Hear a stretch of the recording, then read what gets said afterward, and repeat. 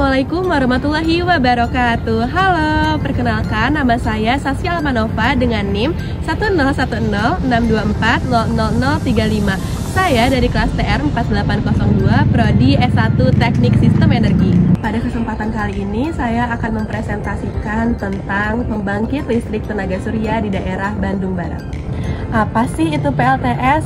PLTS adalah sebuah alat pembangkit listrik dengan memanfaatkan energi surya yang diubah menjadi energi listrik. PLTS juga sering disebut dengan sel surya atau sel fotovoltaik. PLTS dapat dipasang pada atap rumah, bangunan komersial, atau bahkan sebagai pembangkit listrik skala besar di area terbuka. Oke, selanjutnya kita akan membahas potensi PLTS di Bandung Barat. Berdasarkan Kementerian Energi dan Sumber Daya Mineral atau ESDM dan Renewable Energy Mapping Indonesia, Bandung Barat memiliki potensi energi surya yang tinggi dengan Global Horizontal Irradiance atau GHI mencapai sekitar 4,5 sampai 5 kWh per meter kuadrat per hari. Angka ini menunjukkan bahwa daerah ini menerima intensitas radiasi matahari yang cukup untuk pemasangan panel surya secara efisien.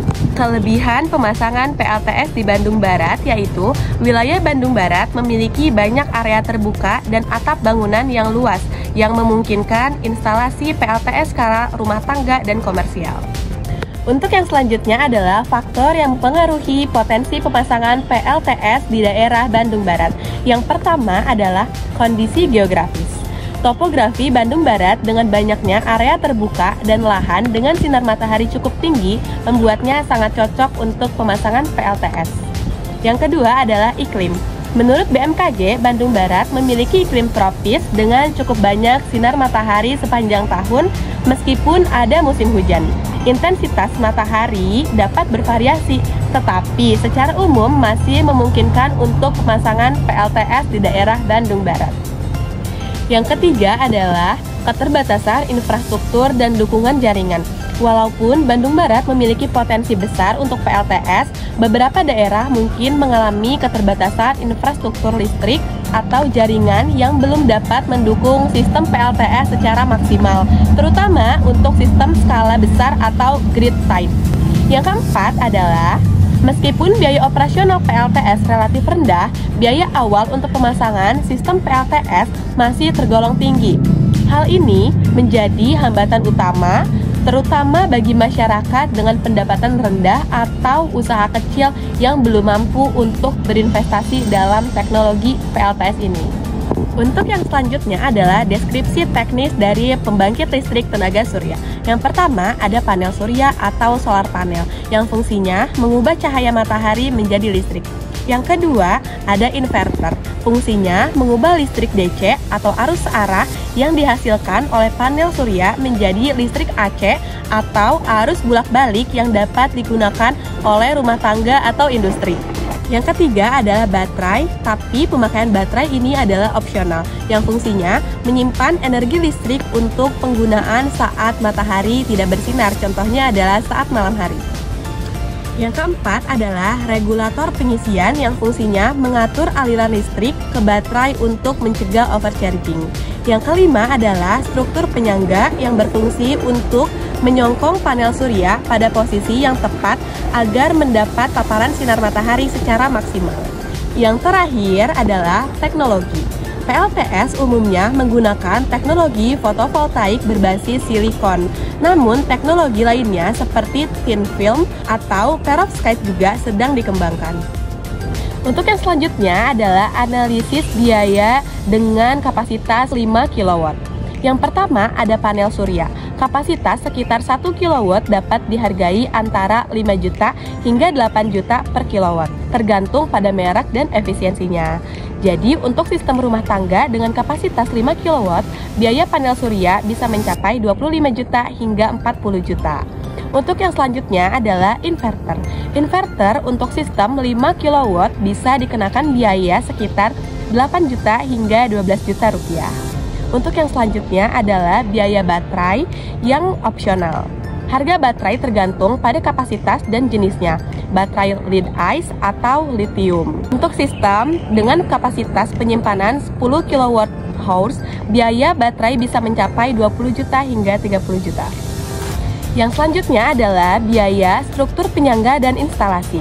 Biaya struktur dan instalasi dapat berkisar antara 5 juta hingga 10 juta rupiah, tergantung pada kesulitan pemasangan dan lokasi pemasangan. Yang terakhir adalah regulator pengisian dan komponen tambahan. Biaya regulator pengisian sekitar 1-2 juta rupiah. Jadi total estimasi biaya awal adalah 59 juta hingga 94 juta untuk sistem 5 kW tergantung pada komponen yang dipilih dan lokasi pemasangannya.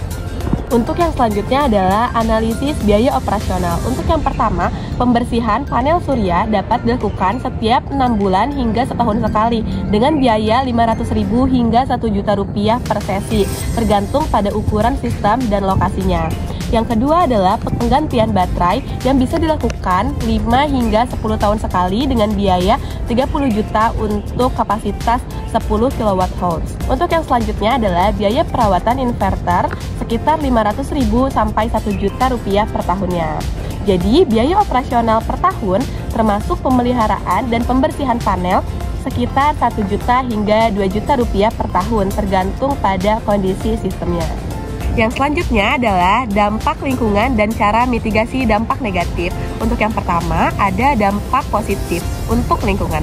PLTS menghasilkan energi yang bersih, mengurangi ketergantungan pada bahan bakar fosil, juga dapat mengurangi emisi gas rumah kaca. Dampak negatif bagi lingkungan yaitu produksi panel surya membutuhkan energi dan bahan baku yang dapat berdampak pada lingkungan, serta pengelolaan limbah panel surya setelah masa pakainya habis. Mitigasi dari dampak negatifnya adalah yang pertama, meningkatkan efisiensi proses produksi panel surya. Yang kedua, memperkenalkan program daur ulang panel surya untuk mengurangi limbah elektronik. Yang terakhir adalah menggunakan bahan baku yang ramah lingkungan dalam pembuatan panel surya.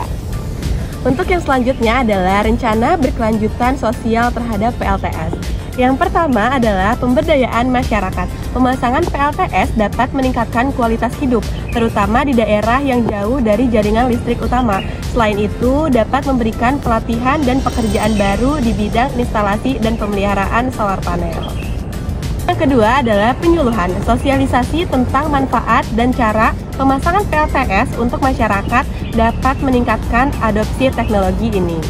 Yang terakhir adalah dampak sosial. PLTS dapat meningkatkan akses energi bagi rumah tangga yang belum terjangkau oleh jaringan listrik dan membantu menurunkan biaya energi di rumah tangga miskin.